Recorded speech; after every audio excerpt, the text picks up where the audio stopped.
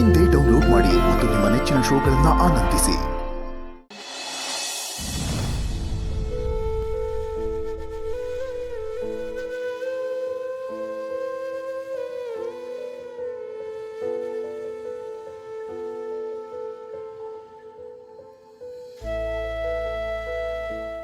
ರುಕೋ, ಅಂತ್ಯ ಸಂಸ್ಕಾರಕ್ಕೆ ಎಲ್ಲ ರೆಡಿ ಆಗಿದೆಯಾ?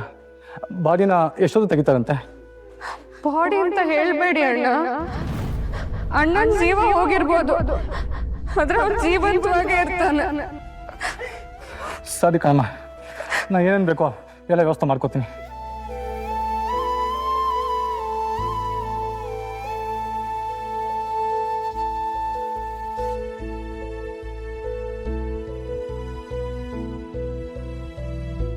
ನಿಮ್ಮಿಂದ ಒಂದು ಸಹಾಯ ಆಗಬೇಕು. ನಮ್ಮ ಅಣ್ಣ ರಾಜನ್ ಥರ ಬದುಕ್ತವನು. ಅವನು ರಾಜನ್ ಥರನೇ ಹೋಗಬೇಕು. ನಮ್ಮ ಜೀವನದಲ್ಲಿ ಯಾವ ಕೊರತೆನೂ ಬರ್ದಿರೋ ಥರ ನೋಡ್ಕೊಂಡಿದ್ದಾನೆ. ಅವನಿಗೂ ಯಾವ ಕೊರತೆನೂ ಇರಬಾರ್ದು, ಆಯ್ತಾ? ನೀನೇನು ಯೋಚನೆ ಮಾಡಬೇಡ ರುಕ್ಕು, ನಾನೆಲ್ಲ ನೋಡ್ಕೊಂತೀನಿ.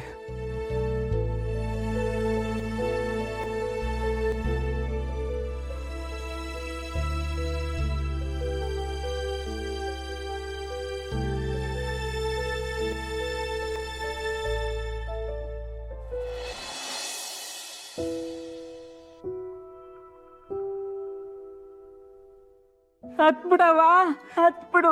ಮನ್ಸಲ್ಲಿ ನಾವು ಇಟ್ಕೋಬೇಡ. ಹತ್ಬಿಟ್ರೆ ಮನ್ಸೆಲ್ಲ ತಿಳಿಯಾಗುತ್ತೆ ಕಣವ್ವ. ಅಮ್ಮ, ನಮ್ಮ ಅಣ್ಣ ಯಾವಾಗಲೂ ಹೇಳ್ತಾ ಇದ್ದ, ಬಿರುಗಾಳಿ ಬಂದರೆ ಮರದ ಥರ ನಿಲ್ಬಾರ್ದು, ಬೇರಾಗಿ ಮಣ್ಣನ್ನ ಗಟ್ಟಿ ಹಿಡ್ಕೊಂಡು ನಿಲ್ಬೇಕು ಅಂತ.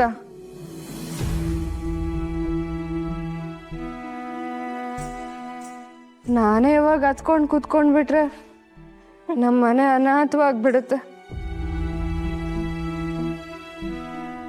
ಅಳೋದಕ್ಕೆ ಇಡೀ ಜನ್ಮ ಇದೆ ಅಲ್ವಮ್ಮ?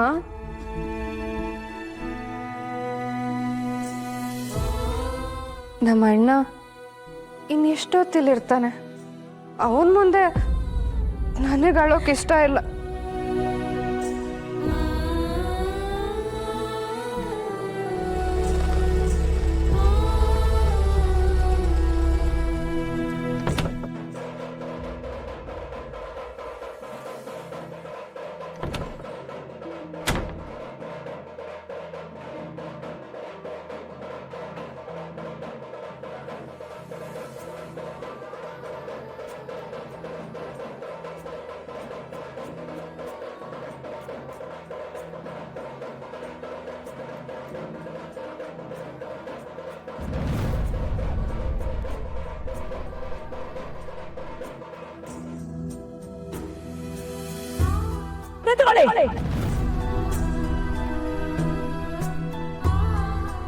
ಒಂದ್ ಹೆಜ್ಜೆ ಮುಂದಿಡ್ಬೇಡಿ. ಕುತ್ತಿಗೆಗೆ ಹಗ್ಗ ಬಿಗ್ದು ಈಗ ಹಾರ ಹಾಕೋಕ್ ಬಂದಿದ್ದೀರಾ ದೊಡ್ಡ ಮನುಷ್ಯರು.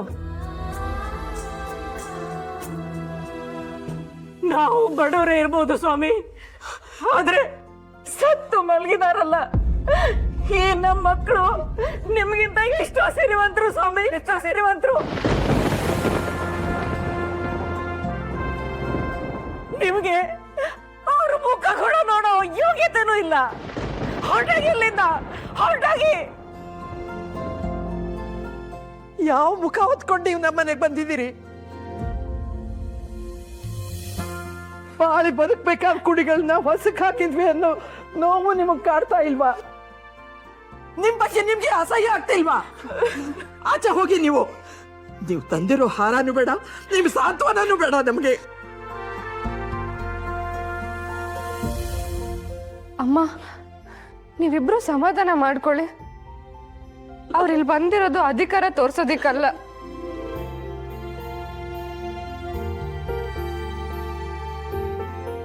ಮಗ ಮಾಡಿರೋ ತಪ್ಪಿಗೆ ಪ್ರಾಯಶ್ಚಿತ್ತ ಮಾಡ್ಕೊಳ್ಳೋದಿಕ್ಕೆ. ಇವ್ರ ಜಾಗದಲ್ಲಿ ಬೇರೆ ಯಾರಾದ್ರೂ ಇದ್ದಿದ್ರೆ ಮಗನ ಫಾರಿನಿಗೆ ಕಳಿಸಿ ಎಲ್ಲನೂ ಮುಚ್ಚಾಕ್ಬಿಡ್ತಿದ್ರು. ಆದ್ರೆ ಇವರು ತಮ್ಮ ಮಗನ ಭವಿಷ್ಯಕ್ಕಿಂತ ನ್ಯಾಯಕ್ಕೆ ಬೆಲೆ ಕೊಟ್ಟಿದ್ದಾರೆ. ಕೈಗೆ ಸಿಕ್ಕಿರೋ ಅಧಿಕಾರನ ಕೆಟ್ಟದಾಗಿ ಬಳಸ್ಕೊಳ್ಳೋ ಈ ಕಾಲದಲ್ಲಿ ನ್ಯಾಯಕ್ಕೆ ಬೆಲೆ ಕೊಟ್ಟಿರೋ ಇವ್ರ ದೊಡ್ಡ ಗುಣಕ್ಕೆ ನಾವು ಬೆಲೆ ಕೊಡೋಣ. ತಪ್ಪು ಮಾಡಿರೋರು ಯಾರು, ಅದಕ್ಕೆ ಇವ್ರಿಗೆ ಯಾಕೆ ಶಿಕ್ಷೆ ಕೊಡೋಣ? ಹೂ ಹಾಕಕ್ ಬಿಡಿ. ಅಣ್ಣನ್ನು ರಾಜೇಶನ್ನು ಕಳಿಸ್ಕೊಡುವಾಗ ಶಾಂತವಾಗಿ ಕಳಿಸ್ಕೊಡೋಣ.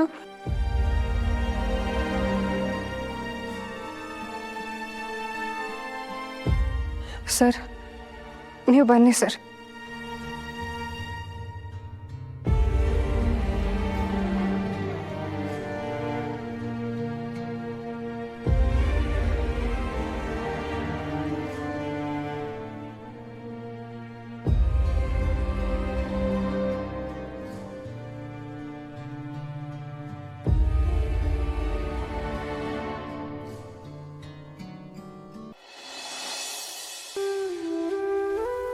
ನಿನ್ನ ಕುಟುಂಬ ದುಃಖ ಸಾಗರದಲ್ಲಿದೆ.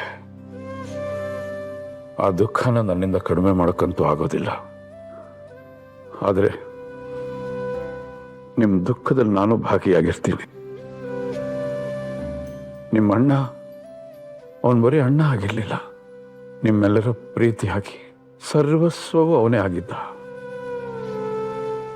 ನೀವು ಕಳ್ಕೊಂಡಿದ್ದು ಅಣ್ಣನಲ್ಲ, ಅಸ್ತಿತ್ವನ. ನೀವು ಕಳ್ಕೊಂಡಿದ್ದನ್ನಂತೂ ನಾನು ಖಂಡಿತ ಕೊಡೋಕ್ಕಾಗೋದಿಲ್ಲ. ಆದರೆ ಈ ಸೂರ್ಯಪ್ರಕಾಶ್ ಒಂದು ಮಾತು ಕೊಡ್ತೀನಿ, ನಾನು ಬದುಕಿರೋವರೆಗೂ ನಿನ್ನ ಕುಟುಂಬದ ಜೊತೆಲಿರ್ತೀನಿ. ಅದು ಯಾವುದೇ ಸಮಯ ಆಗಿರಲಿ, ಯಾವುದೇ ಸಂದರ್ಭ ಆಗಿರಲಿ, ನಿಮ್ಮ ಜೊತೆ ಇರ್ತೀವಿ ನಾವು. ಸರ್, ಹಿರಿಯರಾಗಿ ನೀವು ಬಂದು ನಮಗೆ ಸಾಂತ್ವನ ಹೇಳಿದ್ದೀರ. ಅದಕ್ಕಿಂತ ಮಿಗಿಲಾಗಿ ಇನ್ನೇನು ಕೇಳ್ಬೋದು ಸರ್. ಆದರೆ ಹರಿದಿರೋ ಬಟ್ಟೆಗೆ ಎಷ್ಟೇ ದುಬಾರಿ ಆಗಿರೋ ತೇಪೆ ಹಾಕಿದ್ರು ಅದು ಹೊಸದಾಗಲ್ಲ ಸರ್. ನಮ್ಮ ನೋವೇನಿದೆಯೋ ಅದು ನಮ್ಮ ಖಾಸಗಿ. ಅದನ್ನು ನಾವೇ ಅರಗಿಸ್ಕೊಳ್ತೀವಿ. ನೀವೇನೇ ಸಹಾಯ ಮಾಡೋಕೆ ಬಂದರೂ ಅದು ಸಾಲ ಅನ್ನಿಸ್ಕೊಳ್ಳುತ್ತೆ. ದಯವಿಟ್ಟು ತಪ್ಪು ತಿಳ್ಕೊಳ್ಬೇಡಿ ಸರ್. ನೀವಿಲ್ಲಿದ್ದರೆ ಅಲ್ಲಿ ನಿಂತಿರೋ ಜನಕ್ಕೆ ಬರೀ ಹುಳಿಕೆ ಕಾಣುತ್ತೆ. ಅವ್ರೇನಾದರೂ ತಪ್ಪಾಗಿ ಮಾತಾಡಿ ನಿಮ್ಮ ಮನ್ಸಿಗೆ ನೋವು ಮಾಡಿದ್ರೆ ಅದನ್ನು ನಮಗೆ ಸಹಿಸ್ಕೊಳ್ಳೋಕ್ಕಾಗಲ್ಲ ಸರ್. ಹಳ್ಳದ ನೀರು ತಿಳಿಯಾಗೋವರೆಗೂ ನೀವಿಲ್ಲಿರೋದು ಸರಿಯಲ್ಲ. ಪ್ಲೀಸ್ ಸರ್, ಪ್ಲೀಸ್ ಇಲ್ಲಿಂದ ಹೊರಟುಬಿಡಿ.